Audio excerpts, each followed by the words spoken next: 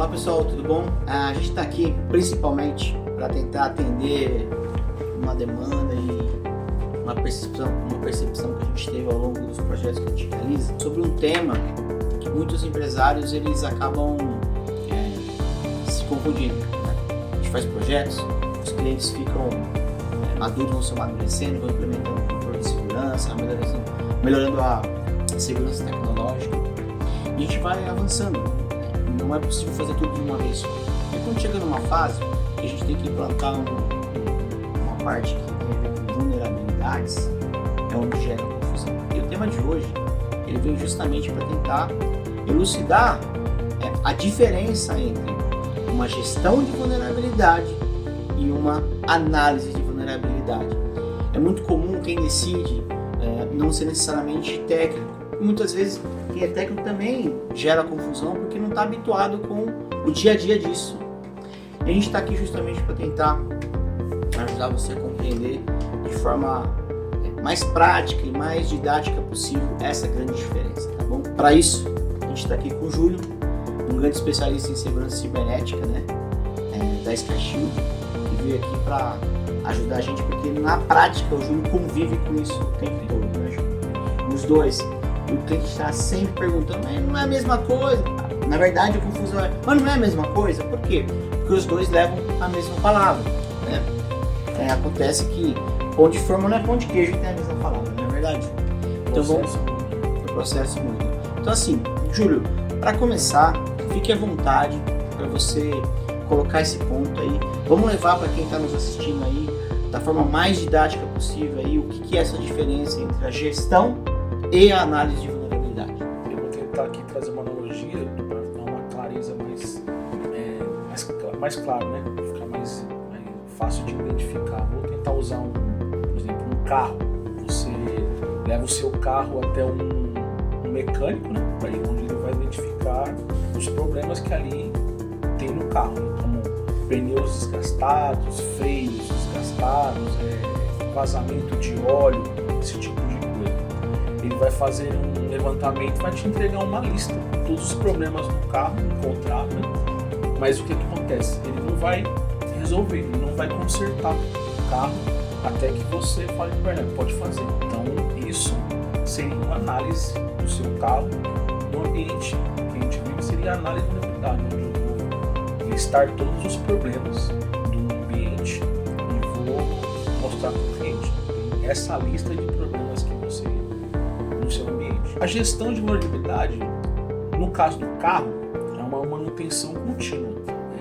Depois que você recebe aquela lista do mecânico que você recebeu, onde você vai decidir o que vai ser feito, você vai priorizar daquela lista o que tem que ser feito primeiro. O dinheiro não dá para fazer tudo. Exatamente, né? Às vezes é assim na vida real da parte cibernética, né? Exatamente, mas você prioriza por quê? Por aquilo que pode ser mais crítico no seu carro, que pode te causar um acidente.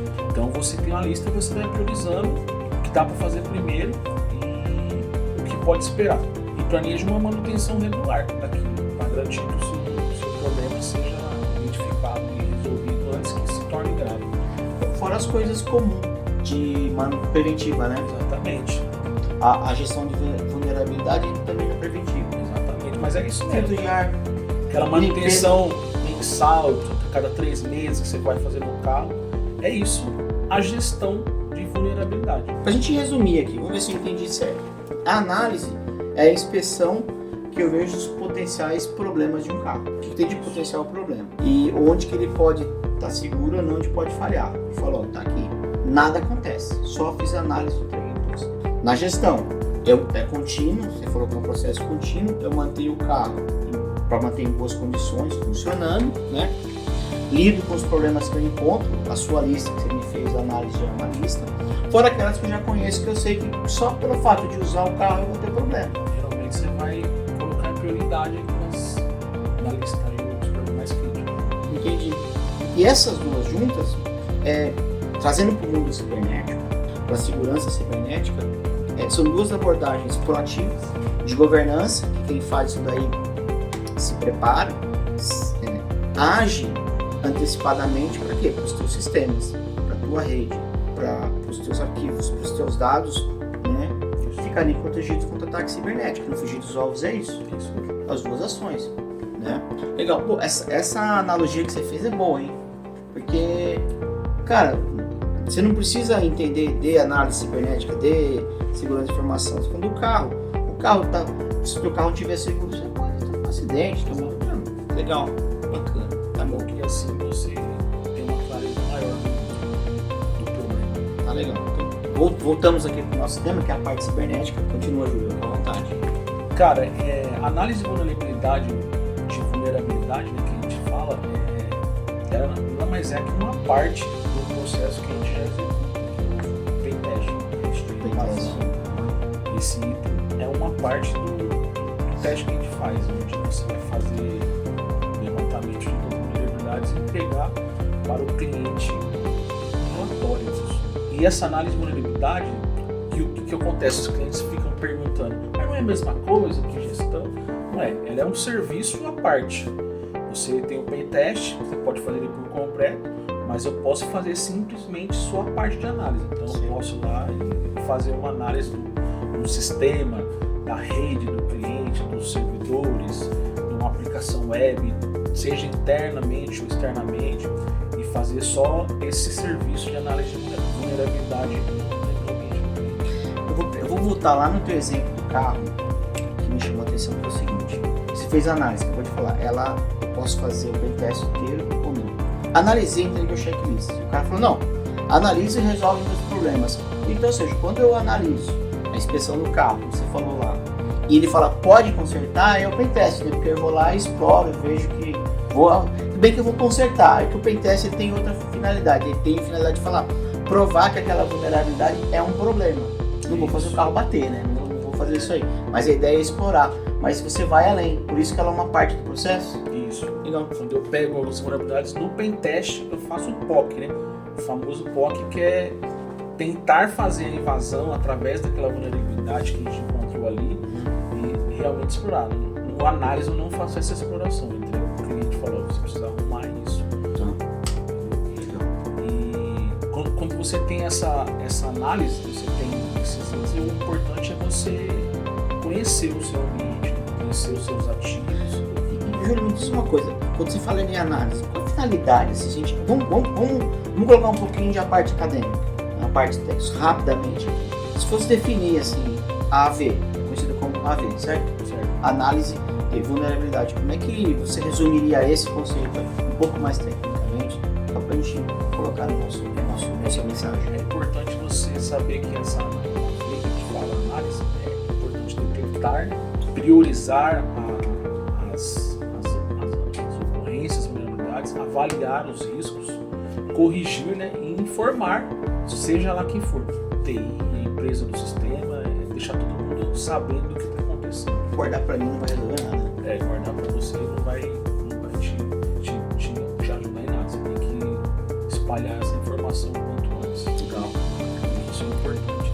E para mim, assim, o importante também é você conhecer o seu ambiente, né? Os seus ativos, conhecer os seus sistemas, os seus recursos, para você saber onde você está mexendo, o que você tem de problema no seu ambiente. Legal, bacana. E aproveitando o ensejo, né, e para falar da GAV, que é a gestão GAV, gestão de análise de vulnerabilidades, ou gestão mais conhecida como gestão de vulnerabilidades, porque eu conheço, né? Você pode falar. São ações proativas para controlar, monitorar o que você tem em mãos, né? E mitigar isso durante o longo do tempo que você tem. Então você tem que estar de olho em tudo que você tem nas suas mãos, nos seus sistemas. Como é que você faz isso? Você vai usar políticas, procedimentos, você vai ter um inventário dos seus ativos atualizado constantemente. Não adianta você ter um inventário que se atualiza a cada 6 meses, isso é um problema. Você estuda uma ferramenta que vai te trazer isso. É estar monitorando continuamente o seu ambiente, treinando as pessoas, conscientizando as equipes, fazendo um teste. Não só TI, né? Não só TI, a empresa inteira, desde o porteiro até o último que tiver o diretor. Legal. Bom você falar isso aí. Mas a gente vai ter que fugir da parte acadêmica, da parte técnica e levar para quem está nos ouvindo aqui quesitos, apesar de ser tecnológico, mais práticos. Você consegue trazer, por exemplo, exemplos práticos do nosso dia a dia do usuário em estações, a vulnerabilidade de estações? Você pode dar alguns exemplos para a gente ficar de olho? E o que acontece que acaba dando problema mesmo? Sim, por exemplo, estações, ainda você, por mais que você não acredite, mas existem clientes que têm ambientes de rede que ainda existe no Windows 7, no XP, as versões dos sistemas operacionais diferentes no ambiente. E isso é um grande problema, porque você não tem mais um ambiente, você não tem mais um olhar para essas soluções antigas. Então ali você tem vulnerabilidade exposta todo dia, toda hora você vê um problema aí. Outro problema. Você está com o Windows 11, beleza, eu estou com o Windows 7, beleza, pode estar tudo seguro, mas eu vou lá e estrago com tudo. Ou vice-versa. Não, sim, estou dando exemplo de quem está desatualizado, né? Eu sou vulnerabilidade, me afeta e afeta você. Exatamente. E, por exemplo, um outro problema muito grave que acontece é quando você tem um ambiente de rede, nos clientes, nos lugares, e o usuário administrador, o usuário Sérgio, tem permissão de administrador no computador para instalar, fazer o que ele quiser. E automaticamente o pessoal ainda coloca a senha do usuário administrador padrão em todas as máquinas, a mesma senha. Aquela bendita mudar 1, 2, 3. 1, 2, 3, mudar. Então, um exemplo disso é se um ransomware, se você, Sérgio, pegar um ransomware, eu não preciso. A minha máquina já está contaminada, porque o usuário administrador da sua máquina é o mesmo do meu. Entendi. Por mais que o Júlio tenha uma senha de 12 caracteres lá, não tem problema, vai entrar. Olha que legal que você fez aí. Você pegou e falou, olha, eu estou com o Windows atualizado e o meu antigo. Nesse ponto você não está vulnerável, eu estou. Mas a senha da minha conta local, lá, o administrador local da máquina, tem a mesma senha que o seu. Ou seja, por mais que você esteja com o Windows em ordem ali, atualizado, essa senha, porque eu me infecto, na minha máquina está pego você por tabela, entende? Olha, as duas juntas, ou seja, não basta ser só uma, é um conjunto, né? Isso. E um outro exemplo, eu sou administrador, eu preciso instalar um softwarezinho lá da internet que faz alguma coisa. Por exemplo, eu quero usar um software que abre arquivo RAR, aí eu vou lá e baixo um SegZip, mas esse SegZip é uma versão antiga. Pronto, esse SegZip é bom, mas você está dando um exemplo antigo, né? Estou dando exemplo que ele vai lá num site qualquer, ele baixa o aplicativo e instala uma versão que está vulnerável. O cara administrador abriu uma porta na máquina dele,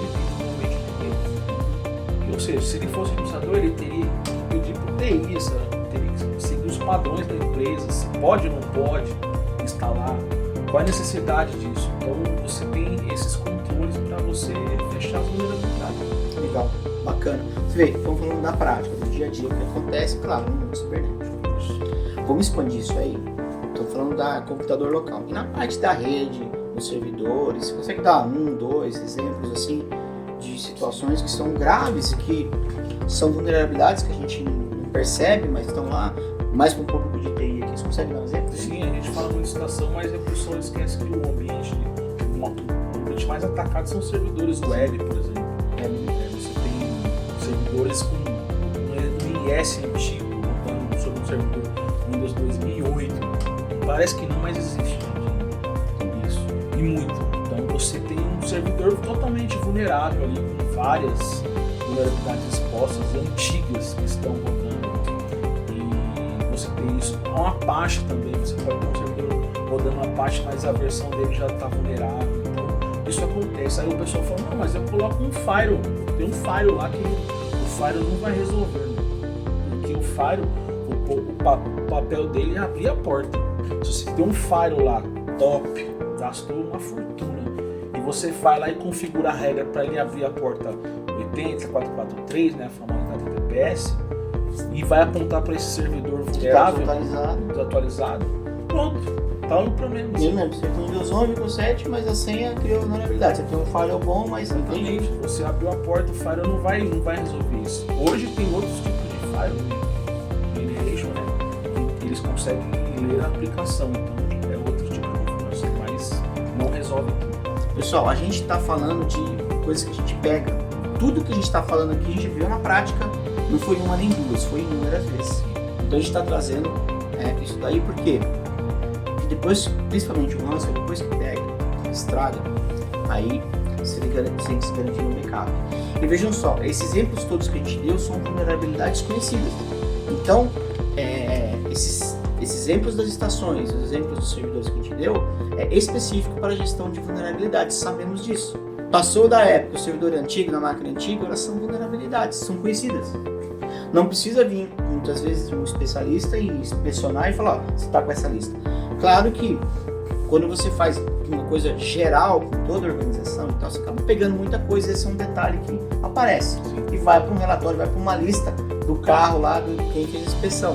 Mas a grande questão é que tem muita coisa conhecida e vai de quem faz a gestão, gerencia isso aí de uma maneira.